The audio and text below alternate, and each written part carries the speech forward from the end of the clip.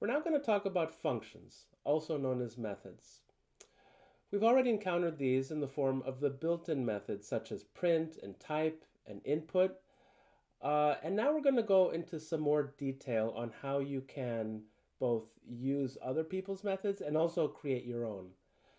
This is because functions are supremely important in coding.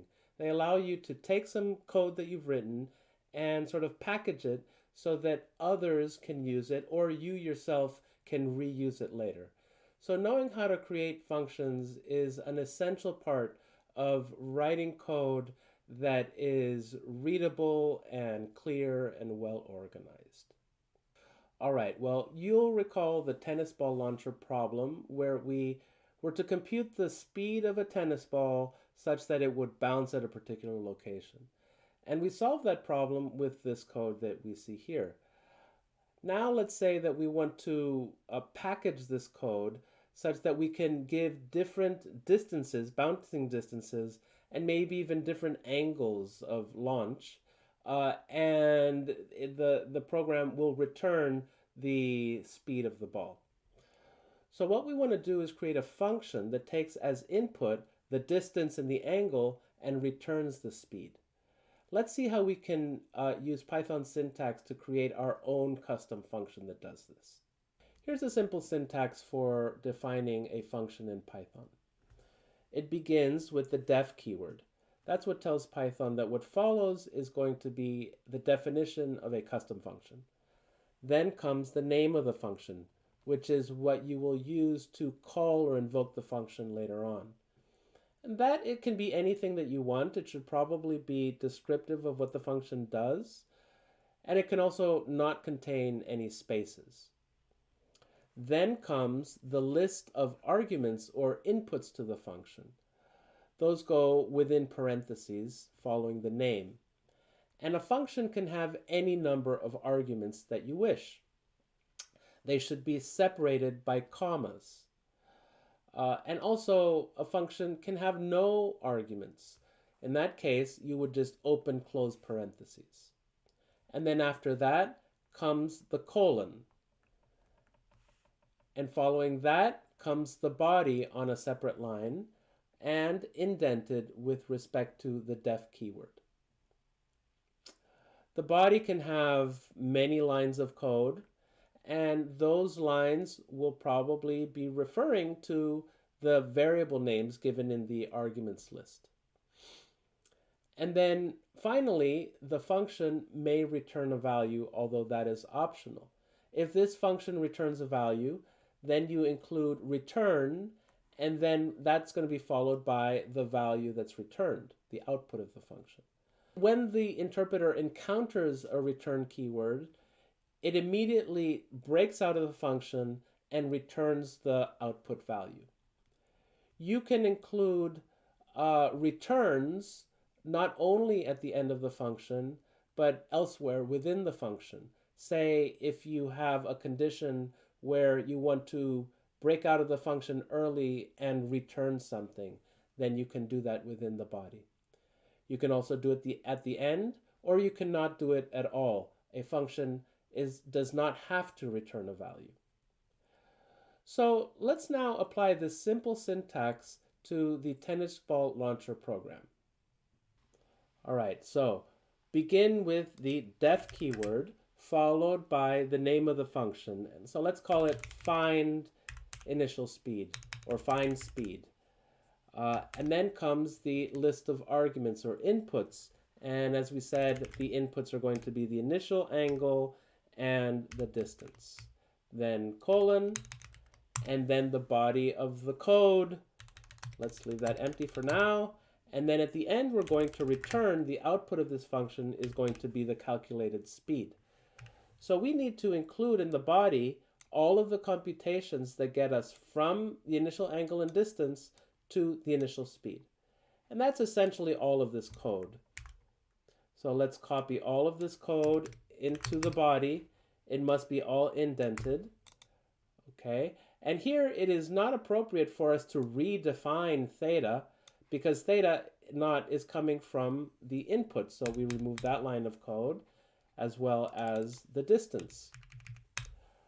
Okay, and then we have to decide what we want to do if the speed turns out to be too high, so it's not a valid speed. In that case, let's say that we want to return none. Okay, so then we have to have an if clause that is going to check is valid and return the speed or none. So we say if the speed is valid, then we return the speed, and otherwise we return none. And now we get rid of this final line. Okay, so that's our function. Pretty simple. Let's try it out. I have to first import math, and then I can define the function, and now I can use it. So find speed with an angle of 45 degrees and a distance of 10, and we know that that should return approximately 9.5. So there you go. Our function is working correctly, it seems. What if the launch angle were a little bit shallower at 30 degrees? Then it's 9.97. We have to launch a little bit faster. What if instead of bouncing at 10 meters, we want to bounce at 100 meters? Let's try that. We put in a 100. At that point, it returns none, so nothing gets printed because the speed was too high. It exceeded the maximum speed. One more tweak that we can make here that might make this function a little bit more readable and more manageable is to extract from the function all of those constants that do not depend on the inputs to the function. So in this case, for example, gravity. Gravity is not going to change every time we call this function. Similarly, the height and max speed of the launcher, if the launcher is fixed, then these two parameters are going to remain fixed. So it doesn't really make sense to redefine these every time we call the function. So what we do is we take this code and we move it outside of the definition of the function. Now, these three constants are going to be defined in the global scope. We'll get to scope a little bit more later. But what it means is that these values are still visible within the function. And they would be visible to any other function that I could define. So if I said find angle and then say provided the speed and the distance and we have to find the angle, well, gravity is still visible because it is defined at a higher level than within these functions. So let's just verify that this works. So I redefine these functions. Now gravity is not within, but the function should still work. So I can still run find speed 3010 and get the same result. So now let's talk about what can go wrong. Let's say we wanted to find the speed with an angle of 30 and a distance of 10. That's the code that we'd use, but it's actually quite common to get the order of the input arguments wrong. And this type of error becomes more common the more input arguments are involved in a function. So if I run that, I get the wrong answer, of course. So what can we do about this? Well, one thing is to include documentation in your code. This is the so-called docstring. It is defined by using triple quotes, a string with triple quotes, defined immediately beneath the definition line of the function. And if we have a docstring, then we can use the help built-in method to print the docstring for that particular function. So now I say help and it prints the docstring. And you see that the docstring in this case gives me a description of what the function does, the description of the inputs in their order, so we don't get the order wrong, including the units of the inputs, and then the same for the output, the initial speed in meters per second or none. So it also gives us the different corner cases of what will be returned. in Jupyter, we have another syntax for this is we can just say find speed question mark, and that will also print the docstring. And of course, you can use this for any function, print, or you can say help print, and it gives you the help message for print, or for type, or for any function that you have. Another way to avoid the error of getting the order of the arguments wrong in a call to a function is to use the keyword approach to passing these arguments. So I'll demonstrate. Here we were finding the speed for an angle of 30 and a distance of 10. And this is the so-called positional approach.